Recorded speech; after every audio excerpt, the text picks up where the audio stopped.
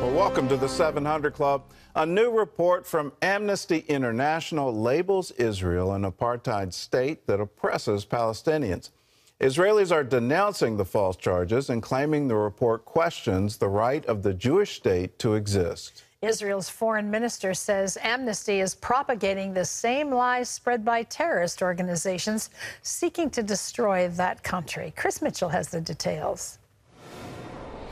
Israel is rejecting what it calls false allegations in the Amnesty report. Instead of seeking the truth, Amnesty echoes the same lies shared by terrorist organizations.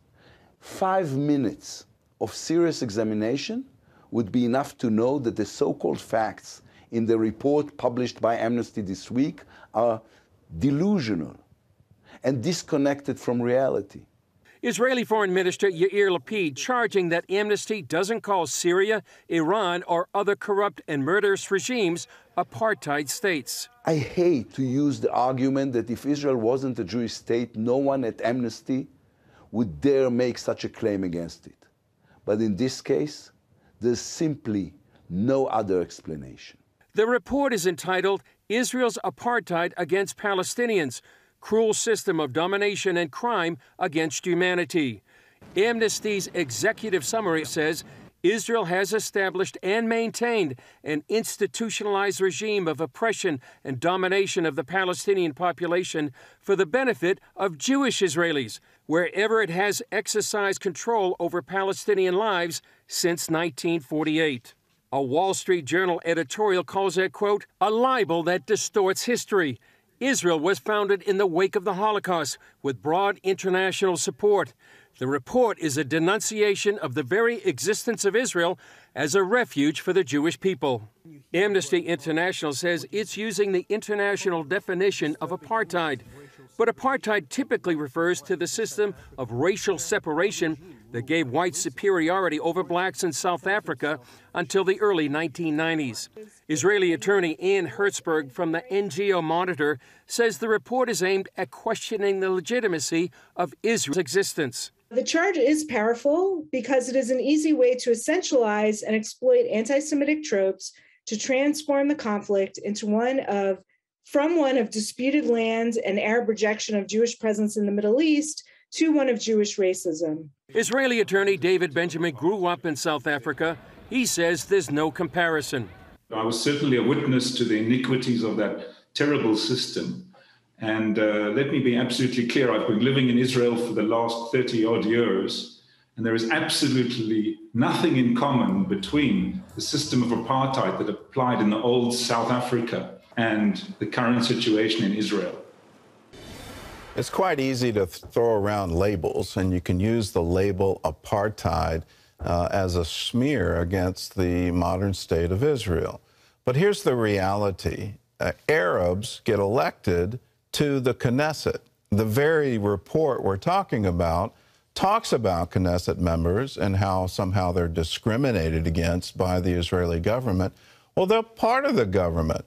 That same block of Arab Knesset members is the reason Benjamin Netanyahu is no longer prime minister. They joined the ruling coalition. So if that is somehow apartheid, you get to be part of the ruling coalition. I just don't get it. If you want to look at an apartheid state, look at the Palestinian Authority.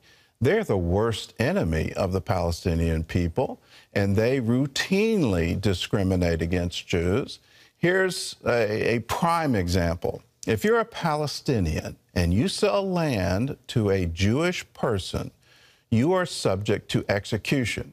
This isn't some vigilante thing. You go to court and they sentence you to death.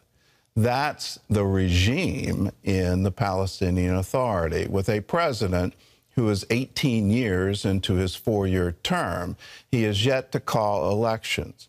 Why isn't Amnesty International pointing a light at that, or pointing a light at Hamas and what Hamas does with international aid and how it diverts it into weapons and tunnels to the detriment of the people living in Gaza?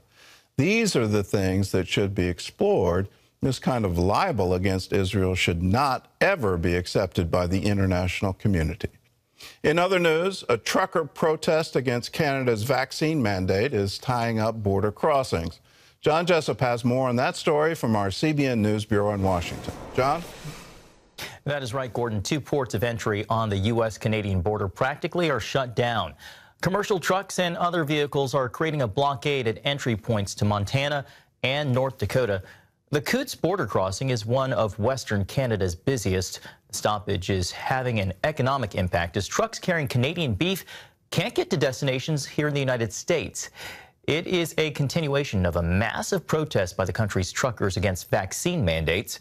A convoy of trucks from across Canada traveled to the capital in Ottawa over the weekend to protest a law requiring truckers entering the country either be fully vaccinated or submit to testing and quarantine.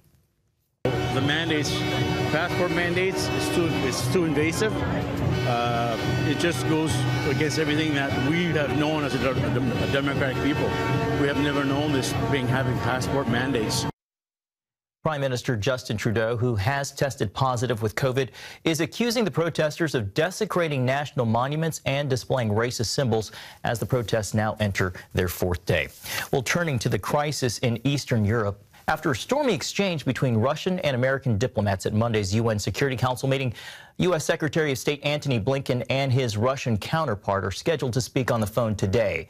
CBN's Jenna Browder is tracking the developments. That fiery UN Security Council meeting ended with no action.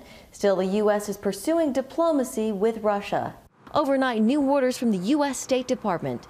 Families of American diplomats in Belarus urged to leave while they can. Intelligence officials say Russia is planning to move more than 30,000 troops into the country that sits on Ukraine's northern border. The situation we're facing in Europe is urgent and dangerous. Russia already has more than 100,000 troops along Ukraine's border. At that UN Security Council meeting, U.S. Ambassador Linda Thomas-Greenfield putting the blame squarely on Russia for the chaos in the region. This is the largest, hear me clearly, mobilization of troops in Europe in decades. And as we speak, Russia is sending even more forces and arms to join them.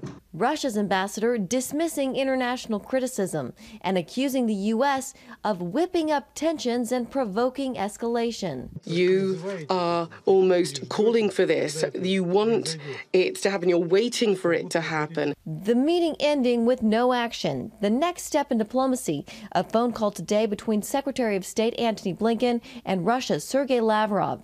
This, as the State Department says, it's received a written response from Russia as negotiations move forward.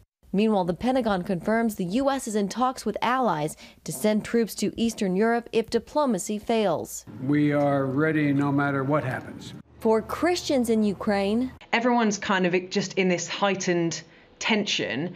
Ella Persidos of England-based Ukraine Christian Ministries says their workers in the country are carrying on as best they can. We're trying to just continue with our everyday ministries and carry on as we have been and be prepared in case anything does happen, but also try to just press on and carry on with the ministries that we carry out each day, because we can't hide away just in case. You know, we have to continue with life as it is.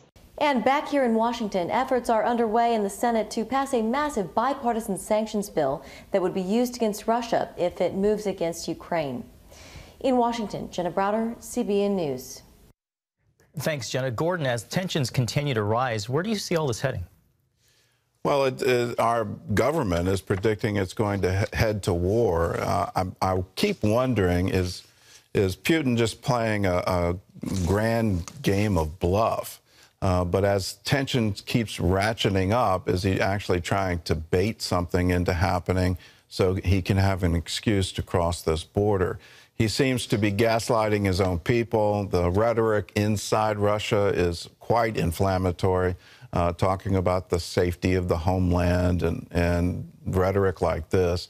The reality is, though, they've been at war for a long time here. The invasion of Crimea, that struggle has not ended, and Ukraine has become heavily armed. So if Russia invades, they need to be ready for a guerrilla war of unbelievable proportions, Afghanistan-like proportions, the Ukrainians will never accept Russian rule again, and they'll have to deploy lots of troops, and it'll be a quagmire for them going forward.